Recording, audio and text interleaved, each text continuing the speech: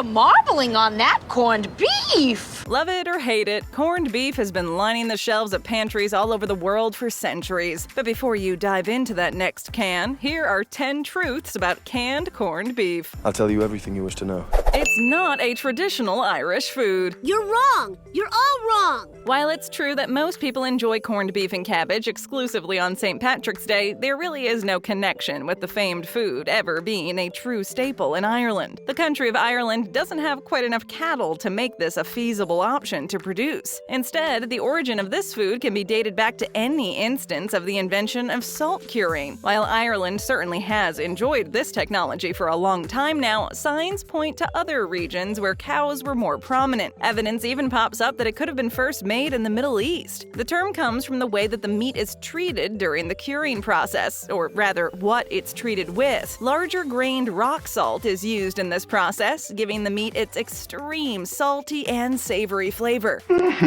There are other cases where this salt was used, but by far the most culturally relevant is corned beef. Sometimes other spices are called for, but this is the basic recipe. While it's hard to know for sure the true history of corned beef, we can thank our cross-Atlantic ancestors for this tasty invention. Corned beef has seen the front lines. Wait a minute, Patrick, look!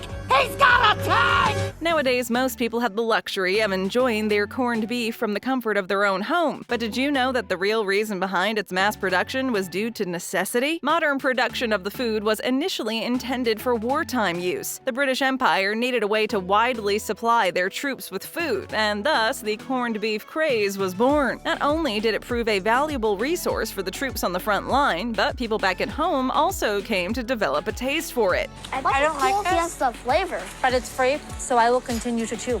It was a cultural and strategic win-win for the Brits. These two factors caused the food to explode as the British Empire grew in size and influence over the years. Because of this expansion, corned beef spread to further corners of Europe and Asia before being exported to African and American nations as well. Now you'd be hard-pressed to discover a place in the world that hasn't at least heard of the food. If that place does exist, we want no part of it. The cuts in your can might not be brisket. My mother needs a head count so she can know how big a brisket to get. The original recipes for corned beef call for the brisket of the cow to be used in the curing process, but the modern versions are a far cry from how older civilizations used to prepare it. Much like the hot dog, canned corned beef is made from a mishmash of mystery meats. Got your nasty mystery meat for you.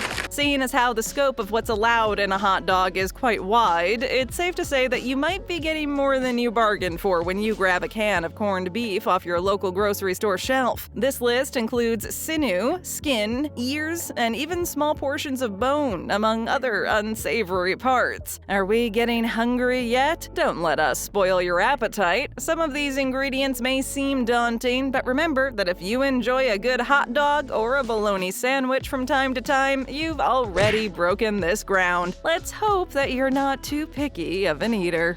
Deli corned beef stands apart. You bring me a sandwich? Oh no, we didn't go to the deli today. Right after scaring you with some of the ingredients, let us alleviate some worry. Everyone can breathe a deep sigh of relief knowing that deli-style corned beef is produced in a much different way. In the 1800s and beyond, as Jewish people were facing persecution in their home countries, the Americas became a refuge. With them, they brought their culinary knowledge and opened up delis much in the style of French bistros. When it comes to the preparation of corned beef, these deeply historic and traditional recipes often call for a deep brining of the beef before it is cooked. This was often accomplished with a saline solution that included various ingredients like clove, garlic powder, brown sugar, and other spices. You can find this style of corned beef most famously piled high on rye bread with Thousand Island dressing to make the fabled Reuben sandwich. I want that sandwich! These delicatessens serve up the largest percentage of corned beef being consumed in America. We are here to say that while the canned stuff can be good and it serves its purpose, nothing is going to beat the corner deli when it comes to corned beef. Next time you're at your favorite deli, you can take comfort in the fact that their corned beef is not coming out of a can.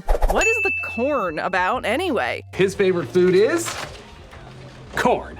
It's right there in the name, so that must mean corn is involved in the making of this famous food, right? Wrong-o. When this term is used, it's actually referring to the corns of salt that's used to cure the meat. Industrial methods today simply utilize salt water, but back in the day, the act of curing meat was as simple as covering it in a fine layer of salt. This draws all excess moisture from the cut of meat and decreases the water content to almost non-existent. When this state is achieved, it's absolutely impossible for any bacteria or microbes to grow on the meat, essentially preserving it for extended periods of time. Not only does this preserve the taste of the meat and prevent it from spoiling, but it also preserves the texture and color as well. Say what you want, but food science is amazing. It wouldn't be until the 1800s when Irish immigrants in the Americas would witness the culinary revolution that was happening before they decided to add cabbage to the mixture, thus spurring the food-related phenomenon that takes place every St. Patrick's Day. To those of you wondering whether or not they put corn into your meat, you can rest easy knowing that this isn't the case. Show your support by hitting that like button. We do appreciate it. Now, let's keep going. The show goes on! Corned beef isn't exactly great for you. Hey, is that healthy food? In any instance where meat is heavily processed, diners must tread lightly. Much like most other red meat, doctors and experts suggest that you limit your intake to as little as possible. Just a little bit. I can't stress the littleness of it enough. There are a few redeeming factors when it comes to corned beef. Mostly it's protein, vitamins, and zinc. But it would seem as though in this case, the bad outweighs the good. Corned beef is naturally high in sodium, but it also contains cholesterol, saturated fats, and more often than not, nitrites. Some people are staunch advocates of nitrites, saying that in small doses, they can actually improve heart function. But it isn't all good in the world of food production. These byproducts that work to preserve food and provide a nice pink color have been labeled by many scientific associations as a carcinogen. While the science is unclear how much the nitrites found in food are associated with cancer, it's safe to say that many would suggest restricting your portions and frequency of consumption. These factors are concerning, but the fact also remains that too much salt can, in fact, be a bad thing. If you still enjoy corned beef from time to time, there's no need to worry. All things in moderation, they say. Who knows, you might just fall in love with the low-sodium varieties, which are also available. South America is the largest producer of corned beef. Big. Huge.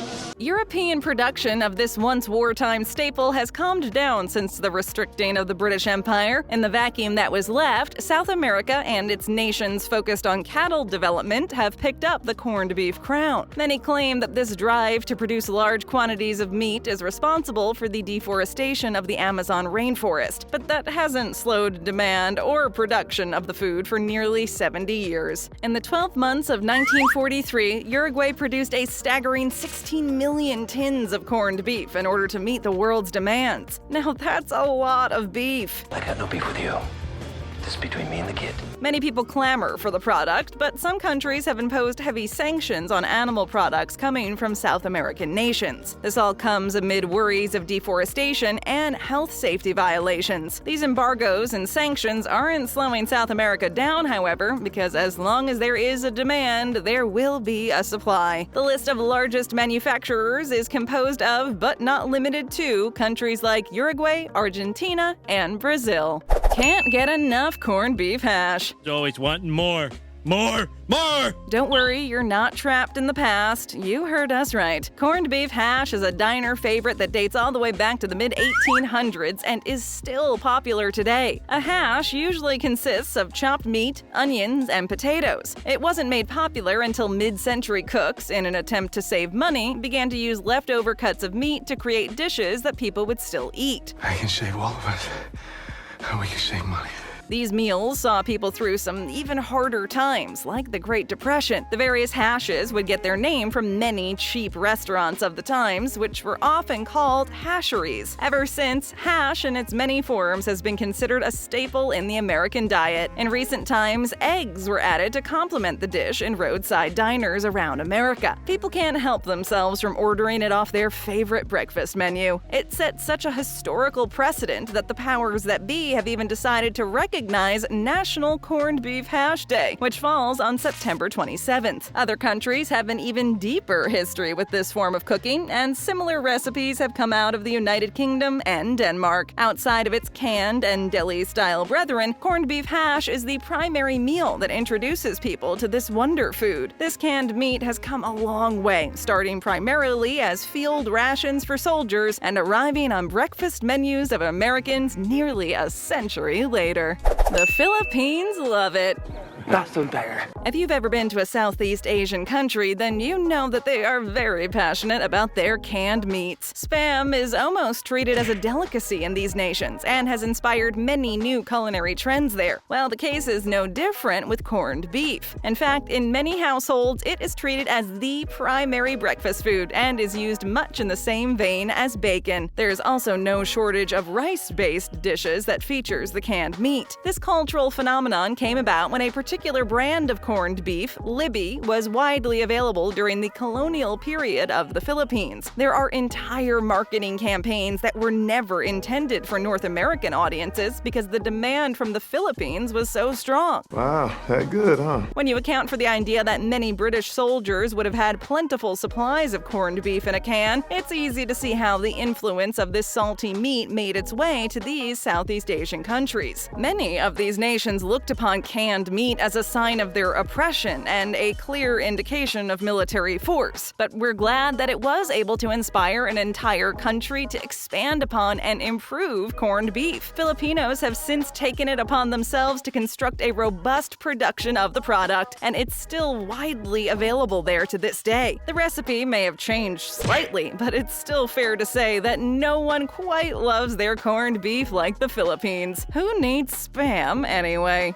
What's with the shape of the can? M, potato shape, coffee mug shape. Many brands of corned beef are served in cylindrical containers these days, but this wasn't always the case. In 1875, a man by the name of Arthur Libby, the same Libby that started the famous brand, applied for a patent on the old-timey trapezoid that corned beef was famously packaged in at the time. This patent came about due to a new idea when it came to food storage. This would allow larger quantities of the tins to be packed more efficiently and in higher volume. Why the need for such culinary customization, you might ask? Well, once again, the reasoning is this particular instance came down to military logistics. When the idea was fully realized, it would not only save the military on shipping costs, but it would also save the at-home consumer trouble in getting the meat out of the tin. Easy peasy. Not many other products fell in line with the square-shaped packaging, but for some reason, we think that makes corned beef that much more unique. That way, there's no mistake when you're walking down the aisle of the grocery store. When you see that square-shaped tin, you know exactly what you're in for. Yeah, boy. This might be the end of the video, but we've got more awesome videos just for you. So stay right there and check them out. Hit that subscribe button and ring that bell to join our notification squad. And hey, leave us a comment.